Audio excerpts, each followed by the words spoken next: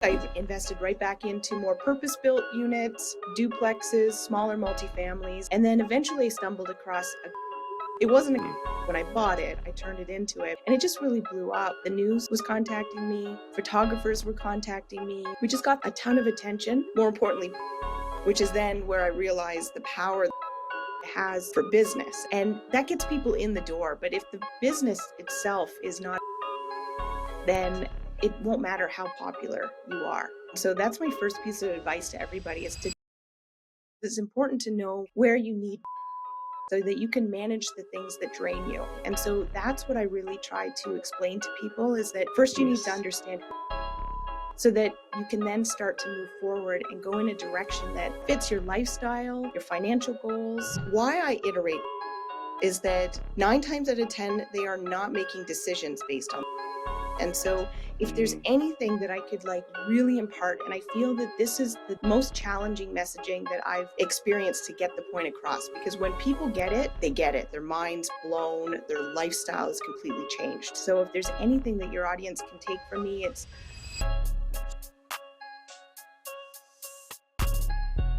Welcome to the Wealth Through Real Estate Show. Today, we're thrilled to have Victoria Clooney with us. Real estate investor with over 20 years of experience. Find that hard to believe. I I'm get it a lot. looking at her, but with over 20 years of experience, a portfolio that spans 60 plus units across residential, commercial, multifamily, and vacation rentals. Um, Background in Canadian Armed Forces, master's degree in organizational psychology. I mean, Victoria, you bring a unique blend of leadership and discipline to your coaching you invest in. So today, I'm really excited to dive into the logistics behind your business success. So, Victoria, welcome to the show. Thank you for having me, Alray. It's been a pleasure, even just like talking to you before taping. And, I really like your vibe and what you got going on. So I'm excited to be here. Well, excited to have you. So, Victoria, can you just tell our listeners a little bit about how you got started in real estate investing? It really started unintentionally, and I do have a baby face, so if people are just listening and they don't see it, I look like a child, and I have all my life, but I'm 41 years old, and I'm okay to say my age, but I did get started early, so that is one of the things that I'm most grateful for. I joined the Canadian Armed Forces when I was 18, and I was posted to Nova Scotia.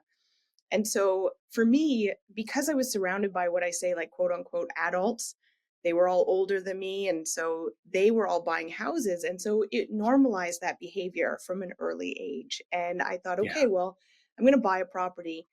And I ended up getting a pre-construction townhouse. I don't know why I decided with that, but I felt pretty badass as like this 19, 20-year-old picking the finishes of this property because at that stage of the development, the contractors are was letting me choose that. And what happened was I started to notice the market. So all the townhouses that were identical to mine, some of them were going back up on the market, and I saw what they were selling for much more than what I had purchased. And so that's where like the entrepreneurial spirit Hmm. was born. And I didn't even realize it at the time, but I was like, well, I should sell mine because I can make some money off of this. And that's what I did within a year because of taxes. I sold. So I lived in it and then I sold it and I made about $20,000. And so, 21 or 2 years ago, that was a lot of money to me. It was more than Yeah. it was almost close to my annual salary at the time. I think I was making about 35 to start. And so I jumped in and I did it again, but this time it was a house. And now I'm actually designing kitchens and I'm working with allowances. And then from the house, I went into a bungalow and I got posted to the US. And so I ended up renting it out. And that's when I became a landlord. And so Hmm. my journey was unconventional and I describe unintentional. And fast forward about a decade. So, I mean, we can fill in the blanks, but it was a lot of hardship. I was figuring it out. I didn't educate myself. I didn't surround myself with Yeah. the right network. I didn't know any better. That was the problem. But I was so resourceful when I look back and I'm just like, wow, super cool. But I hated it. I hated being a landlord. I didn't know what I was doing. I didn't like know how to operate a property. And so I had grown men as my tenants asking me to come and fix things and Hmm. and if you think I look young now, 20 years ago, I was like an infant, just coming over, trying to figure it out. But again, figured it out. And then basically what happened is I sold my whole portfolio. So I started to accumulate properties, but I got so fed up and just so drained by the time, like phone calls ringing. I said, that's it. I got to get out. So I sold the portfolio and then I looked at the money because it was the first time I'd ever actually seen the money and not Yeah. like in my hand physically, but I saw the numbers because I didn't know enough to refinance the property. I never knew Yes. to even like track that type of stuff. And so Yes. that's when I decided that day. It was a really pinnacle moment for me. And I just said, like, I'm going to be intentional. I'm going to put this right back in the market. It actually wasn't as bad as I thought it was now that I can like see the fruits of my labor. And yeah, I haven't looked back since. Wow, I love the way you share and frame that journey, because it's definitely not the traditional story. Put it Mm-mm. that way. That's what Um, you will find about me, sir. I am anything not but traditional. traditional. No. So was that the turning point for you? What was the turning point that made you realize like real estate could be full time for me? It's such I have so many turning points. Like if I map out the trajectory of like the evolution of my investing and it's like there's been so many pinnacle moments. So that was a very impactful moment for me for sure. So that was the day I decided to get intentional. But then I ended up so I invested right back into more purpose-built units, duplexes, smaller multifamilies, and then eventually stumbled across a glamping retreat. It wasn't a glamping Hmm. retreat when I bought it, I turned it into it, but it was these bunkies on a lake and then a fourth unit, which was a cottage.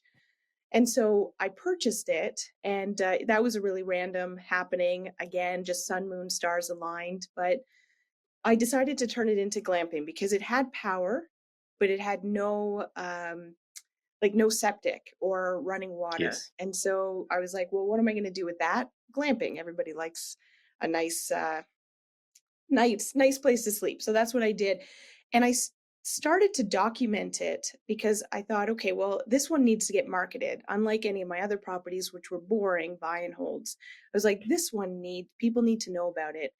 And I was of the mindset that social media was for people who, wanted attention and for vanity. And because I didn't grow up with social media, it came when I was an adult and I'm in the military. So that really doesn't go with our culture to put ourselves out there Yeah. like that.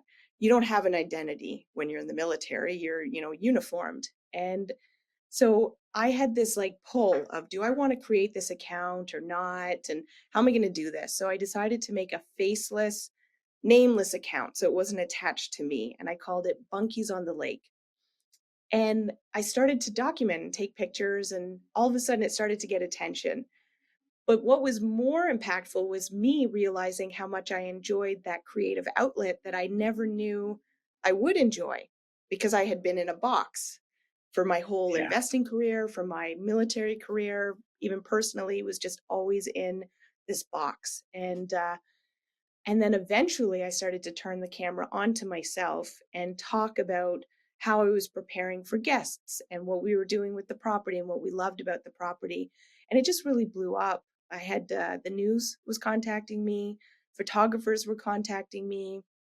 We just got a ton of attention, more importantly, bookings, which is then where I realized the power that social media has for business. And it's not just about the vanity metrics that I thought that Yes. people wanted, And so that was another like turning point in my investing career because it then opened up my eyes to now other investors because that's what happened is that now I started to look for more people like me. And then I found a networking group and I went to my first meetup and that was again just like, holy sh! If I could say that on this podcast, a Absolutely, go for Navy. it. If that, we're sailors, so we swear. But yeah, so it was just like starting to surround myself with other people that were doing things and realizing there's all these people who looked like me, it was a women's networking group, and so I walked into this room with women who looked like me, which I was not used to. Again, growing up in a military environment, I'm always used to Yeah. being one of the few females, and hearing their stories of what they were doing, it just inspired me so much. But the thing that kept running through my head was, if she can do it, I can do it. I'm Yes. a high achiever. Military, again, is just like put me in a lot of positions and situations that I do feel quite competent and capable to take on just about any challenge. And so, yeah, I had that mindset. And again, just like my world exploded once I started connecting with people that were doing bigger things and like teaching me to even think bigger about things I had no idea to even think about. I am truly shocked that that was where you started networking and putting yourself in front of other investors, that you had gotten to that point without putting yourself out there. Yeah. I think there's many people who don't take action and just get into the networking side, and stay there for Mm. quite some time. I'm to hear the inverse of it, that you got so far almost by yourself, and then put yourself around other investors and started learning from them and taking it from there. That's fantastic to hear. Now, Good observation, actually, that you say that. yeah. Yeah, because it is the inverse, and it explain I came in like a wrecking ball. When I was like when I finally put the pieces together and I was like, "Oh, networking, oh, social media, oh, that's how you do it." It was Yeah. like in like a lion, and, that was only 3 years ago, and the fact that I've been able to build a personal brand, build an incredible network, build a coaching community, has just been, it's been just the time of my life. I've been having a blast. Yeah. I'm making up for a lot Oh, of yeah. lost time. Well, that's the thing, and the way I see it is it's just constant skill stacking. You know what I mean? Yes, So it's and that gives you unfathomable leverage when you're able to stack those skills on top of each other and use them in a way that just feed off of each other. It's amazing. It's super absolutely. powerful. But I'm curious though. You got to the point where you were like, I really dislike this. Like, let's just cut my losses, quote unquote, if you're not watching the video version, but cut my losses, and then you're Yep, like, oh well, okay, well I achieved quite a bit here. So now you dive both feet back in. yep. I'm thinking you probably decided to do some things differently so that the journey could be a little bit easier for you. Put some systems in place, and you probably discovered, well, I don't really like this, so maybe I won't do that, or to change how I do things. Were there any of those moments, and what tweaks stand out the most to you? Great question. And yes. And, again, it's back to the like, you don't know what you don't know. So I decided Yeah. to be intentional, but I never thought to get a coach, or I never thought to even like educate myself that much. I think I picked up a book. I do remember starting to read a book. I had a property manager who, he was an investor. And so he started to mentor me and take me under his wing. At the time, I didn't even realize that that was what was happening. But, he was showing me how he analyzed deals, and he had Mm, this little spreadsheet that you could plug numbers in. And I was just like mind blown about that. But I think the time that because I'm very values based. And that goes back yeah. to like the organizational psychology side. I help members in the military transition from the forces, as well as like assessing behavior and competencies in their skill set. But I talk a lot to people about what are your values and how do we match up your skills with your occupation or your career. But I wasn't doing that for myself. And Mm, that's where I think a lot of that conflict was. Regardless of the lack of education, I don't love being a property manager. I'm not a good yeah. landlord. I'm not the person to call. I'm the person who kind of wants to like hunt, find the deals, make those connections. So I was working against my strengths. And I got to a point, and it actually was when I started to join different programs and groups, and I started to see the underbelly of these groups. And I started to hear the messaging that was happening and what they were telling people. And I'm a critical thinker. And I'm one of those people that I'll listen to what you have to say, but I'm going to take a lot of like my own values, beliefs, and experience. Yeah. And I'm going to, craft my own judgment and assessment of the situation. And Yes. so you're just looking around and everybody's kind of like nodding their head and you're like, and I felt like I was in the Truman Show because I wasn't drinking the Kool-Aid. I wasn't buying Yeah. what was being taught or sold.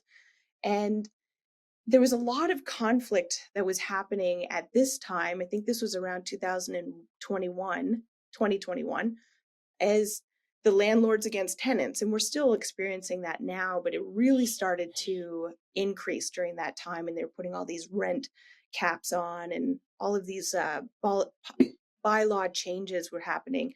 And I just got to this place of like, I don't need this. I don't need to be Mm. fighting so hard for my properties. And if I don't have control, then why am I doing this? What's the point? And that was a big Yeah. switch for me. And I said, because you can make money a lot of ways. Like real estate is Oh yeah. fantastic, but Yeah. there's other ways. And so I said, okay, I want feel good investing. I want investing that I wake up excited about. I Mm. want assets that I'm excited to manage and businesses that Yes. I'm excited to grow. And 3 months later, a rundown motel on Evangeline Beach in Nova Scotia fell into my lap. Somebody that I had mentored in the past, and I had hired her from years prior as a property manager, and she brought this to me and said, "Hey, do you want to go in on this?" And I was like, "100% I do." And so now that opened my eyes to control again. It's commercial, it's hospitality, it's a motel, and the value that you put in is the value that you get back. If I want Mm. to increase prices every single day, I can do that. I can do what I want to do. And it's been one of the most profitable, exciting experiences that I've had this far. There you have it, though. You don't have to struggle and be miserable while you invest. Mm-mm. Um, you can actually craft your life purposely. I love that. You I should. honestly I do. So since then, what's happened? Is that sort of the latest? Are we all caught up to present date? No, sir. No. No, no. So that no, no. So that motel is operational. That was about we purchased it about 2.5, 3 years ago. We renovated, rebranded. It blew up on social media, TikTok, to be Wow. specific. And we've been able to take it from like 30% occupancy to 95% this year, this season. And it's been incredible. So we will be refinancing it next year. It's already doubled in value. That's great. So that's stabilized. My next project, I have a 24 unit that I'm part of the management team. We're just starting actually our own development that I'll be taking on myself with my husband. So that'll be our first time doing development, which I'm excited about. But the big thing that people talk to me about right now from real estate side is I co-founded with three other partners, so there's four of us together, a tiny home manufacturing company. And so we are building tiny homes. I was recently on the Dragon's Den pitching this, and No so we're way. like in the precipice of waiting for that episode to air because it's now on. I have suspicions that it's going to be one of the last ones, but yeah, so that's been a crazy journey, just navigating that world and working with the partners, and we all bring different strengths to the table. But yeah, I've been having a lot of fun, and I'm doing a due diligence right now on another property that is 23 acres, and it's also cottages. So bringing my expertise on how I was able to turn over two now rundown properties and turn them into retreats. And yeah, so I'm just having a good time. I love that. Now, looking back at all of this, for people listening and that maybe they early on in the journey or they're just beginning and they're thinking, well, you know what? I don't want to have to learn the hard way if I don't need to. What are some key questions that I should be asking myself so that I can best navigate and build from the ground up, build up an investing journey or path and career that's going to firstly align with my skill sets, but also be something that's enjoyable because you don't know what you don't know. Essentially, do you Absolutely. you coach people? So, do you have any advice on helping them sort of extract this from themselves? Absolutely. For me, the way that I do it is it's really psych driven. because I want people to know themselves. And so that's my first piece of advice to everybody is to do a self-assessment, know what your core values are. So I always say like your top 5 core values, know what your personality type in the workplace is, identify your strengths and your weaknesses because it's important to know Yeah. where you need resources so that you can manage the things that drain you. I have this phrase that I always say is like just because I can doesn't mean I should. Oh, And yeah. things like the Yeah. property management, even running numbers. I'm not a numbers person. I can talk for days, but if you ask me to go and analyze properties, I can do it. I've done it many times, but I hate it and it drains me. And so I really feel that I'm not able to work at the level of my capacity when I'm doing things that drain me. And so that's what I really try to explain to people is that first you need to Yes. understand who you are so that you can then start to move forward and go in a direction that fits your lifestyle, your financial goals. I'm a big proponent for health and fitness. Like you got to get your mind right, your body, and your wallet. Like it's all connected. And so Yeah. that's what I bring on. I found this gap in the coaching space that, people were leaning towards like maybe one thing, which would be wealth building.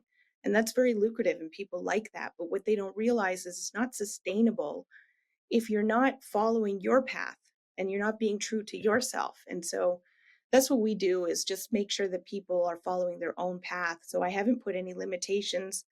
I have all different industries, investors, business owners, entrepreneurs, seasoned, starting, all levels, because they can get that personalized approach within that community. And there's often somebody who's gone through it Mm. if they need support with as well. So yeah, it's Mm. mentorship has been life changing for me because I can see the metrics now. I went this Yes. long without it, and that was slow growth. And the cost of inaction is very high. It's much Yeah. higher than like the cost of mentorship, but people don't know that. People can't put those two No. together. No. No. And I think the big key thing is the mindset shift, the way you frame it from, and when I actually noticed and took note of the, I mean, I was already deep into it, but you look at the cost, and that's one thing. Like, what does something cost? But that in itself doesn't give you a true indication of whether it's worth it or not. It's what value am I getting from this? Cost is irrelevant. You know what I Hmm. mean? You'd pay whatever the cost is if you know that the value that you're getting from this far outweighs the cost. Right? It's the same with investing, whether you invest in on a small scale or on a large scale, the price is irrelevant. It's what am I getting? What is the return? What is the value that I'm getting? And I think for most people to switch it from, okay, what is the cost of the mentorship versus what is the value that I'll be getting from this mentorship is Absolutely. crucial. It's crucial, and it will help them identify uh, choosing mentorship and coaching from the right people as well, because they can, they'll be able to identify or piece together where's the value, that am I getting value from this person or this program or this mentor. Does that align with me? Is that something that I need versus just how much is this? Because the cost is irrelevant. Paying for Yeah. something that's cheaper but not getting value is a waste of money versus paying a lot of money but getting 10x that in value. And you're right, it really just shortcuts it because you don't have to make those mistakes yourself. Absolutely. And those skills are infinite. I mean, what you learn, Yes. it's like that's what when I'm talking to somebody and if I personally feel like if I can't make you the returns that you're investing to be in this program, then like I shouldn't take that money. But it's Yeah. the question is like, are you committed? Are you committed to showing up? Are you committed to doing the work? Because most people aren't. They have an implementation problem, they have an accountability problem, and they're not following through, or they're doing things that are outside of their area, the zone of genius. And so Yeah. it's like really finding out how to tap into people's zones so that they do show up and helping them learn to love the process rather than just do it because they have to. And one resource that really helped me earlier on was I don't know if you read The E-Myth by Michael Gerber, and the Do fact you know that what? It's he been in my list forever oh, and you I've should. heard so much about it. So much. So yes, this is You really should. I'm gonna buy it tonight. Um How's that? Especially for people who don't know like where they sit in terms of being more of a manager, more of an entrepreneur, more of a technician who Right. just, they just like their craft. Doesn't necessarily mean that they're a good entrepreneur, they're a good manager. And it helps you sort of just dial in, where you lie, and then, put in the other pieces of the puzzle together, you know, by partnering up with other people. But If I could just um, say for your audience, if they want to follow me on Instagram, and I'm sure you'll have my name in there, Victoria Clooney, well, that's the handle. All they have to do is DM me quiz, and I have crafted one of entrepreneurial archetypes so they can take that quiz themselves and they yeah. will just generate automatically what type of entrepreneur they are, what their strengths are, and Hmm. what their resources are. So that'll be my gift to your audience if they're interested in that. Fantastic. Yeah, I'll leave that in the show notes below. Um, Absolutely. Go check it out, guys. And that being said, social media, you've done a great job at this. Of course, it's one of your strong skill sets that you've been able to translate over many different ventures that you've taken. What are some things that you think really really help separate you from everyone else out there who's like, I want to build a brand, and a couple of months in, it's like, well, nothing's happening. Is there Mhm. anything that you look back on and you're like, yep, I do this really well, or this is what I focus on versus what mainstream teaches you to focus on? What are some tips for those investors who want to up their social media game because they see the power in the tool and leverage that social media provides, but they just not good at You have really good questions, by the way. I it? I do a fair amount of podcasts. I love your questions. They're very Thank you. thoughtful. So, with social media, there's a couple of things that set me aside and I have navigated this, and that's what people don't realize is that like it's only been 3 years that I've been trying to figure this out and I do my social media. And so what I'm persistent first of all. Hmm. Like I'm consistent and persistent. I don't care about vanity metrics. I don't care if Yeah, I put a post up and it doesn't get the engagement that I'm expecting because my intent is more important to me. So my I intent love is to reach people. And so I know the people that need it the most are often the most quiet. I have a confidence inside of me that does not need validation from anybody. But I all I want to do is impact. And all I want to do is give value. Of course, like that. it's part of my strategy, but the intent behind it, if you're doing well and you don't need my support, then I'm going to be your biggest cheerleader. Yeah, But if you need my support, and this is what I got from a mentor of mine that when I used to have this holdback, and he said, like, Victoria, do you believe that you can help people? And I was like, wholeheartedly, I know that I can help people. And he's like, you're doing a disservice by not yeah. showing up. And so all of a sudden, the message stops becoming about me, the ego. I mean, I have some videos out there that make me cringe because it's just like, oh my God, just put some makeup on, or you're so sweaty, or whatever. But I might be in the moment and I might just like need Yeah. to say this message. And so I stopped making it about myself. And everybody that doesn't show up, it's because they make it about themselves. And it's a hard truth to hear, Hmm. but it's an ego and a fear of judgment that people It just is. like I talk to people all the time and they'll be like, Victoria, I mean, I got this thing I want to say, but then by the time I go shower and put my makeup on and get my hair done, it's gone. And I'm like, well, Yeah, that's because you cared more about how you looked than what you were wanting to say. So I just say yeah. it. And the sad truth is, most people aren't looking at what you're looking at, and most people don't really care that much. They Most people are don't worried care. about themselves. It's true. So, It's so yeah, true. So yeah, it's like, yeah. and I just know I'm just one of those people that I know that it's if that is where I'm getting it's a high reward mechanism, and not just for me, but it's just like the goal and the impact. And so yeah, the intent for me is bigger than how I look and how I feel. So when it comes to, and by the way, I love that easier said than done, 100%, but Yeah. it is the truth. It is the truth. And if you can make that shift, then it's like, I'm just being selfish by not doing this, and I should just Yeah. do it and just let go, right? Because yes, the metrics don't matter. If you help one person, you help the person. that's more important than anybody else who's going to scroll past and forget about this like 2 minutes later. So I Exactly. fully agree with that. And if we take this into the concept of creating a brand around a business, so whether that's glamping, whether that's the hotel industry, what are some key things that you like? These are just fundamental frameworks on how I know this would work in terms of building a brand. So when I get it set up from the beginning, this is how I figure out how I'm going to add value to people listening out there. So it's not just this generic post that's obviously not going to perform out because I'm not giving value. How do you harness that? Do you have some framework, seeing as you haven't done it like once, you've replicated this process and you've probably honed it in over time?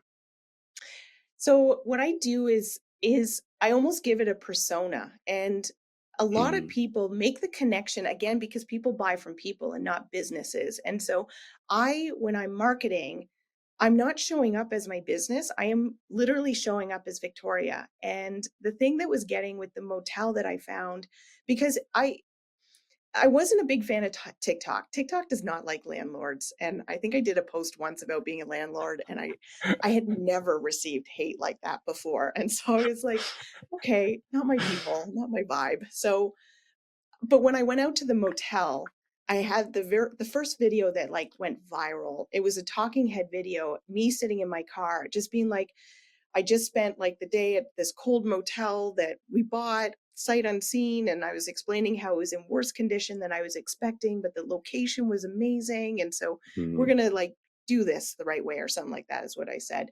And it popped. It went so viral. And so then I started to share more about it from Victoria's perspective.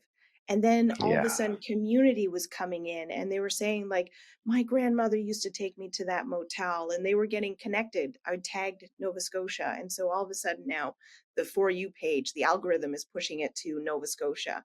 And so people are now connecting because they're like, oh my gosh, I know Victoria. And now I'm going to go stay at that motel. I know the story, the background, they get Mm, invested, and it's just like yeah. brand. So I don't show up as the business anymore. I just show up as Victoria, and that's the easiest way to be because I can just literally talk about what I'm doing, and the business gets to leverage the brand. And that's where I was actually having a coaching call with somebody today, and I was explaining to them, if you show up as like your handle is the business, then nobody's really connecting with that. But if you change this to you, you're never going to stop being you, and Yeah. you might have different businesses, they might pivot, like something might change and you're going to have to start over again. But if you build you, then I mean it's so powerful. Mm, yeah, I get that. I completely get that. Now, question for you: if people listening out there, if they're thinking to themselves, "Well, that makes a ton of sense," but Victoria, I'm trying to potentially build a brand or a business that's sellable, that doesn't rely on me being the face of it. What do you have to say to that? Good question. So we have like handles that I call proof of life. And so the proof of life is that somebody sees, because it's Victoria Clooney that's talking about, let's say, the Breeze Motel, or at the time when I started with the Bunkies, it was under the Bunkie handle. But as I've evolved, and then what we do is we will funnel people over to say, the Breeze Motel. And then when we want to sell the business eventually, we've already generated all this traffic. I actually don't do as much marketing as I probably should for the motel now, but it's just like a machine, the word of mouth, and Just then you get the organic now. reviews, and Yeah. it's just rolling. And so that would be my biggest suggestion with that. It's just that you build the momentum and that gets people in the door. But if the business itself is not appealing or good, the systems and the processes aren't in place, and the customers aren't getting the good service, then it won't matter how popular you are. Mm. Yeah, I get that. I fully get that. And that's something I want to dive into is, for you personally, you mentioned you don't really enjoy running the numbers. Sure you can, but that doesn't fill you up. How have you gone about delegating that in a manner that still leaves you sleeping well and confident at night that this is a big important part of the business, but I feel safe knowing that I don't have to look at it, I don't have to touch it. It's in good hands. I'm not going to, I'm not doing myself a disservice by not even looking into that. How did Absolutely. you go about putting these systems in place and getting people to help support you? It's like the 80-20 rule. So 80% of the work will get done by my team, and then 20% is going to be done by me. And of course, we established trust. And so I have a bookkeeper that has been with me for the past 3 years. She's exclusive. So when we bring people onto the team, I actually require them to have exclusivity with us because I want them to Mm, grow with us and I want to develop these relationships. I take the leadership side very seriously, the selection side, and people are always asking like, how do I get somebody like that? And it's like, it takes a lot, but we're yeah. in it for the long run. And so my bookkeeper, for example, I will use her for running numbers. I mean, she's way better than I am at the numbers, but I give her, what my intent is, the outcome. It was a process. It went through the training. I did all my checks. And then now I do the verification stage. And so she's doing all the inputting and all that laborious work that is hard for Yes. me, but like second nature to her. And so it's bringing in the experts, but then still taking that oversight and the responsibility. Absolutely. Oh, I love that. Like, take that friction out of it because it doesn't have to be there. And like you Yeah. mentioned, just because you can do it does not mean you should do it. Right. I'm constantly auditing this on a day to day with trying to be mindful of the different things that you do that you just do on autopilot, where it's like, Hmm. do I have to be doing this? Should I be doing this really? So I love the fact that you highlighted that because that's a simple fix, and honestly, probably not. It's honestly the first time I've heard it, and it's Okay. and I'm Interesting. guessing people listening there haven't heard about. Hey, I don't have to just crunch my numbers myself. I can get a bookkeeper to crunch it for me, and I Absolutely. can verify There's it. so many people that love numbers because even before I was having my bookkeeper, I would have people who just wanted to say be in my world because they wanted to get the experience and that was their zone of genius. And so it was Yeah. fantastic because they were able to do things that like I was more experienced, but they were better at. And I don't have any problem saying that they were better at that than me. And that's why I operate in what I'm good at. But Yeah. a lot of people don't realize like I'm still in the Canadian Armed Forces. I'm still working full time, but I manage my team in a way that it's like that 80-20%. So the team is doing the heavy lifting for me and I get to do the fun things. I get to do, this Yeah. type of stuff where I talk Yeah. and talk about what I do best. And so yeah, Yes. it's I'm moving out, like I will be retiring from the Canadian Armed Forces soon as I can, but I have a contract to fulfill, and so I will fulfill that contract. But it's forced me to manage it, so I'm very almost fortunate or grateful for that pressure because it has made me do this. It was like that survival. Yeah, yeah, and honestly, you've done a great job at it, and it's something that's not easy for a lot of people. So, do you have some advice on how to go about building that for someone who's early on in their journey and they're like, "Well, this is fantastic. I love the fact that you've highlighted that I can be purposeful with where I end up in a way that fulfills me and doesn't leave me with." Oh, I've got this wealth, but I don't have fulfillment in my life. I don't enjoy doing what I'm doing. um, how do we go? How do you recommend, or what tips you have for people to slowly build up that team to support them and to take on tasks that maybe they shouldn't be doing or that they don't enjoy doing? And how do they get going on that? They should start with a time audit for sure. They need to see like where they are spending the most part of their time and what they like to do and what they don't like to do. So once you get that data, because a lot of people are like, oh, I have no time. And then I sit down with them and I'm like, okay, well, what time do you wake up? And then what do you do between now and that time? And there you find so many holes. Oh, let's look at your phone. What's the usage on that? Like let's go into your apps. What's your Yeah. usage, right? So once you can get real with yourself, and I say real because people just like your brain tricks you. Don't believe what you think. It's one of the Yes. best things that I've Yes. ever learned is like, don't believe what you think, believe the truth because you do this confirmation bias, right? Like we're always looking for things to confirm our perspective. So first I kind of Yes. call them out on that. We do a time audit, we figure out where their holes are, what they love to do and what they hate to do. And then from there, Like the two places I would start would be, I mean, the first place I would start would be an executive assistant, for sure, hands down. And it doesn't need to be full time, it doesn't need to be exclusive. You could share one with another partner or a friend that needs it, but get yourself a good assistant to take all of the admin off your plate. Because when you're in the nitty gritty, when you're working in the business, then you can't actually see clearly because you're in the weeds. And so you need to Yeah. get above the business so that you can look from that bird's eye view and you grow it.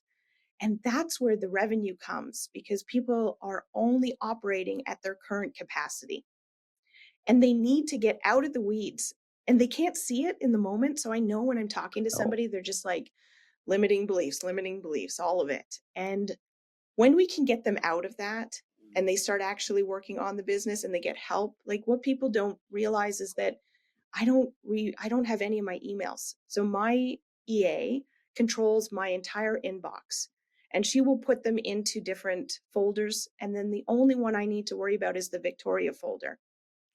And yeah. that gets less and less as we go because she becomes more experienced in how to respond.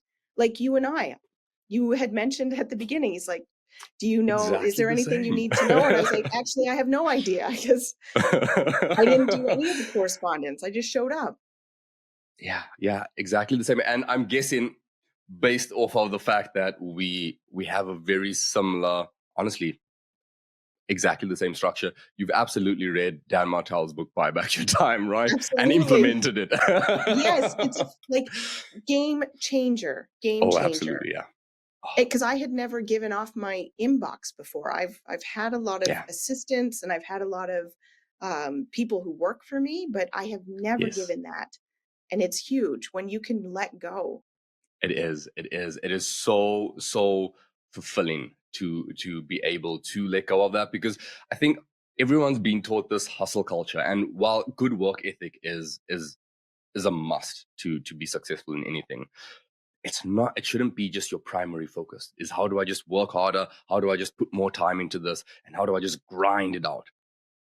There's definitely better ways about going about it. So I love the fact that you highlighted all of that because yes, that is step one. And I actually I when I went through the book, I treated it like a textbook. So I went through it and then I'm like, I'm not moving on until I make implementation, like until I Ooh, take things to love implement that. from this, or else it's just entertainment, really, And I took a lot out of the book and I went through it again and I took some more. So I love all of that you mentioned though, but I also like to see how you've implemented it in your unique business and the unique systems that you've put together. Like even from the standpoint of the bookkeeper helping run your numbers, that is fantastic. Now I know we crunched on time, but do you have any more of those sort of tweaks that you made that were just like light bulb?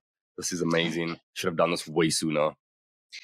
The big thing, and kind of got glossed over, but the values. And why I iterate the values is that what people are not doing, even if they think that they know their values, 9 times out of 10, they are not making decisions based on their values. And so if there's Mm, anything that I could like really impart, and I feel that this is the most challenging messaging that I've experienced to get the point across, because when people get it, they get it. Their mind's blown, their lifestyle is completely changed. So if there's anything that your audience can take from me, it's know what your core values are. And of course, um, I can help them with that. Again, they can just message me values. I will give all that stuff away for free. I just want to help people. But know your core values and then start actually making decisions based on it. Use this as a compass for all your decisions. And so it makes the hard decisions easier. Not yes. that they're not going to be hard, but when I look at a, a crossroad or an opportunity, I'm like, does it take me towards my values or is it keeping me away from them? Can it be adjusted to be on track? Or if not, you got to walk away. And I Yeah. have made some really big decisions in my life based on my values. And when you have conflict, and think about it for yourself, El Ray, if you have conflict in your life right now, it is because it's not aligned with your values and you're not being true to yourself. And so you need to raise those standards. And it's Yeah. hard. It's hard, but what happens when you start doing that? People treat you differently because you start expecting and accepting different. I could not agree more. And I think Leila Hormozi mentions this as well, is um, you always go back to your values. You might not have specific systems in place, even for, Mm, let's say, your team, right? You're not going to have systems for every single thing. They're going to encounter new situations, new scenarios, and all that they have to fall back on are those core values. So yes, getting clear yes, on those core values is sort of the map. It's the guideline on a high level on how we treat every situation where we need to make a decision that we've never made before. absolutely. She's So so good I with may be culture. I butchering love, what she said, yeah. but yeah, that's the No, gist no, of it. She's fantastic. like the way that she looks at culture and people Mm, and yeah, understanding that people are, the backbone of the business. It's yeah, her and Alex are a great team. oh, 100%. That's why I have the acquisitions hat there in the back. Um, Oh, did you get it with the is it the book? with a book, yeah, I Yeah, did. yeah, Yeah, okay. I I got a was I couple of was books for watching that, friends, and I honestly, Victoria, this has been so much so fun. good. So much so that I haven't even, I have like segments of the show that I like dive into. Disappointed that I couldn't, but it's just because every answer that you gave, I just wanted to peel back a little more and peel back a little Very more, cool. because you had me with every single answer, because it's very unique perspective. Really, this is definitely a different episode. And honestly, we didn't even get to touch on tiny homes or any of like the No, nitty gritty love when it it. comes to real estate investing. But this high level stuff absolutely serve people on a completely different level, because yes, working in the business and getting those check boxes lined up and the criteria lined up, very important. But oftentimes we neglect the higher level working on the business, the things that you can't really quantify an ROI on. And I'm glad that we got to touch on that. For example, your values. How do you quantify that? Where's the ROI on that? You can't. But oh my gosh, is it so important to your business and to you headed in the right direction? It's I wish we had more time. That's the gist of Always. it. Well, I will come back again and we can pick this up. But, the way that I would Absolutely. quantify my values is like, how do you feel in the morning? Are you excited to get up? Are you like, check in on yourself? Because it's, yeah, that's like the biggest thing for me. It's like, where am I going to first thing? Yes, yes. And one thing that I forgot to comment on was the auditing. For people out there, like, take this challenge. Like, one of my mentors told me, hey, you know, he was like, you should audit your time. Like, go through Mhm, and audit your time. Do the 2 weeks, and yeah, I'll do it. I kind of know how I spent my time. I time block and all of that. So, I have an mhm. idea, and went through the book, and I'm like, okay, you know what? I'm going to do this. And it is difficult. It's not easy to audit your No, time. And then you're like, oh, shoot, like so much time has gone by. What did I do? And to be completely objective about it is super, super hard. And I had to try it a few times. But each and every 15 time I minutes did it, is like, tight. That's yeah, tight. I think yeah, that's it what he is. does is 15 minutes. I 15 I do minutes. an Yeah. hour because I'm like a realist, but Right. yeah, I'm like done is better than perfect, but yeah. Yes. Yes. So honestly, one of the best things that I did, and if anyone takes like just one thing away from this episode, that would probably be one of them. But there was so much here that people should probably go and re-listen. But the fun doesn't have to stop here. I'm going to leave all of your info down in the description below. Thank you. I encourage everyone to go ahead, take these quizzes. You know what? I'm actually intrigued. You may find me just I in would your love that. DMs I there, would love that. You know what? checking it out, because I'll give it all to you. It's all it's great stuff. It's a lot of fun and yeah, no, I appreciate that. well, the amount of value that you've come and you brought onto the show, I have no doubt that there's a lot waiting for people there. So yeah, I'm gonna check it out myself. But I know your EA will send me all of those She links and will. all that information. We'll put it in. For those people driving, you heard like the easiest place is to go on Instagram, find Victoria, DM her. If you're driving and you can't click through the show notes, just remember that. That's all you need to take away from this. But Victoria, I want to thank you so much for sharing your valuable insights, and I really, really look forward to having you on again. So yeah, Thank you, El Rey. It's been a genuine pleasure. thank you for tuning in to the Wealth Through Real Estate Show. If you're interested in learning how to diversify your portfolio, but more importantly, leverage remote investing, you don't want to miss the episode with Lisa Michaud. This is your host, Alray Noble, signing off.